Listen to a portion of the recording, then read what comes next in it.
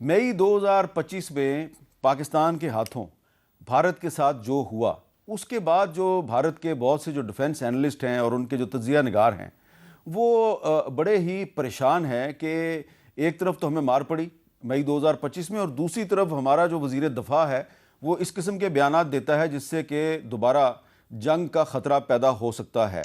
अब ये जो प्रवीण सानी साहब हैं, जिन्होंने कि मई 2025 की जंग से पहले ये वार्न किया था कि अगर जंग हुई तो इंडिया को बड़ी मार पड़ेगी, अब ये दोबारा जो है दुहाई देनी शुरू कर दी है इन्होंने कि भाई पाकिस्तान में तैयारी शुरू हो गई है और अगर आपने को पंगा ले लिया तो बड़ी मार पड़ेगी। और ये जो तैयारी का वो मातम कर रहे हैं, इसमें वो जो एक 27वीं आईनी तरमीम जो है उसका भी जिक्र कर रहे हैं। किस अंदाज में ज़रा सुनें। Through a constitutional amendment, the Pakistan Army Chief, Field Marshal Asim Munir, also has become the Chief of Defense Forces, implying one single man who will decide war, the stages of war, everything with Pakistan, so the decision making will be very swift on the Pakistan side. Then the US Congress report also talks about the Chinese who are to give 40 J-35 fifth generation fighter aircraft to the Pakistan Air Force, and the Pakistanis will get anti-ballistic missile systems from China, which are the HQ-19 and the KJ-500 AEWC. They will get all these things. So the point is very simple, that the Pakistanis are determined to fight at the operational level of war with the newly raised Rocket Force Command under the Pakistan Army and the Pakistan Air Force. जी general Qayyum साहब, देखें, जहाँ तक India का ताल्लुक है ना, पाकिस्तान ने कभी भी अपनी गार्ड्स लोअर नहीं की।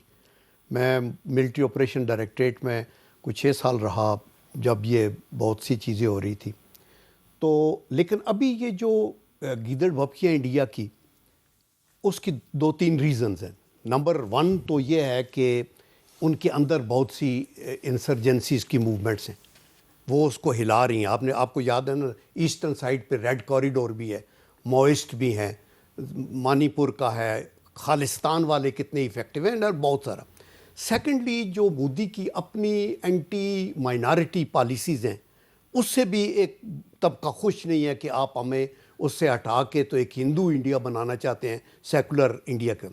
एंड थर्ड बड़ी रीज़न ये है, जो इनको 4 दिनों में मार पड़ी पाकिस्तान से, पंगा इन्होंने लिया, खुदकुश हमला किया और मार खाई, और खिते में नहीं बल्कि बैनुल अक़वामी सतह के ऊपर इनकी जो है वो परेशानी हुई। तो इसलिए हमें वेरएज़ मैंने पहले भी कई दफ़ा बताया है कि दुश्मन को जब हम ज़हन में रखते हैं तो 2 चीज़ें देखते हैं, एक उसकी कैपेबिलिटी और एक उसकी इंटेंशंस। इंडिया एक ऐसा मुल्क है जिसकी फ़ौज तो बड़ी है, तो अब वी अंडरस्टैंड कि ये किसी जगह पे न्यूसेंस क्रिएट कर सकता है।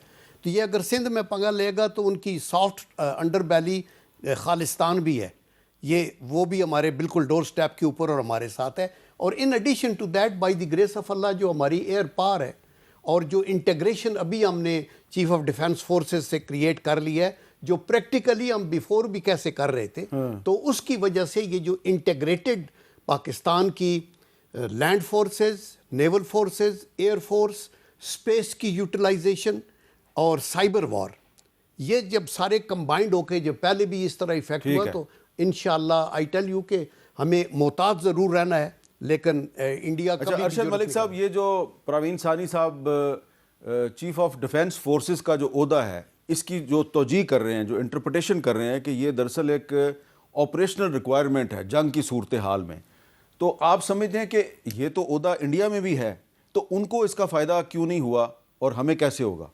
मेरी ज़ाती राय में और बड़ी मोहतात राय में, चीफ़ ऑफ डिफेंस फोर्सेस का जब तक खद्दे खाल सामने नहीं आते, हम इस तरह से कमेंट नहीं कर सकते। मेरे ख़्याल में जो पाकिस्तान एयर फोर्स की अपनी एक स्ट्रेंथ है, वो हमेशा से यही रही है कि flexibility, adaptability and ease of operation and quick decision making. मेरे ख़्याल में जो आप जिस तरफ इशारा कर रहे थे कि तैयारी क्या है, तो हमारी जो मालूमात हैं उसमें इस पर काफ़ी एनालिसिस हुआ, और उसमें आपने देखा कि जो चीफ ऑफ एयर फोर्स थे वो पहले अमेरिका गए, फिर चाइना गए। जो गैप्स हैं जो कि जंग के बाद वो बड़ा ज़रूरी समझना, उसमें हमने 2-3 बातों पे जोर दिया। एक तो हमारे F-16 उस तरह यूटिलाइज नहीं हुए बिकॉज ऑफ लिमिटेशन, کیونکہ J-10 کی جو اسٹرینتھ تھی وہ ماشاءاللہ بہت آگے تھی. پھر جو JF-17 کی یوٹیلائزیشن تھی سرفیس اٹیکس سرفیس ٹارگیٹس کے لیے الحمدللہ وہ دوسرا جو گیپ نظر آ رہا تھا، ایک تو یہ F-16 کی اسٹرینتھ میرے خیال میں اس پہ ضرور پیش رفت ہوئی. دوسرا جو گیپ آپ نے ضرور دیکھا ہوگا اور جو کہ حقیقت بھی ہے کہ انہوں نے براموس کو بہت زیادہ پیش کیا. اس کے مقابلے میں جو ہمارے ایئر ڈیفنس سسٹم تھا جس کا نام آپ ماشاءاللہ سب کو پتہ ہے، اس سے امپروو ورژن کی طرف ہم گئے. تیسرا جو فیکٹر جس میں ہم نے ماشاءاللہ ایک اسپیشلائز ہم نے کیا تھا وہ تھا سائبر اور نیٹ ورکنگ والا. لیکن اب جو اگلا ہم دیکھ رہے ہیں وہ ہے ڈرونز ٹیکنالوجی کا. اور ڈرونز ٹیکنالوجی کو جس میں ہم فوقیت لینے جا رہے ہیں انشاءاللہ وہ ہوگا انڈیجنائزیشن کا.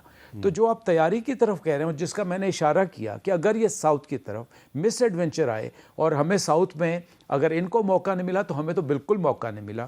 تو یہ وہ تیاری ہے جس سے انشاءاللہ اللہ کی مدد سے ہم ان کو کاؤنٹر کرنے میں. تو اگلا محاذ اگر انہوں نے پہل کی تو ان کو ساؤتھ میں بہت مار پڑے گی. سر آپ دیکھیں کہ ان کا ولنریبلٹی کتنی زیادہ ہے. اگر آپ ان کا جو ٹریڈ والا ایریا دیکھیں وہ 200 کلومیٹر کا بہت بڑی ولنریبلٹی ہے. آپ کی تو اتنی ولنریبلٹی بنتی نہیں.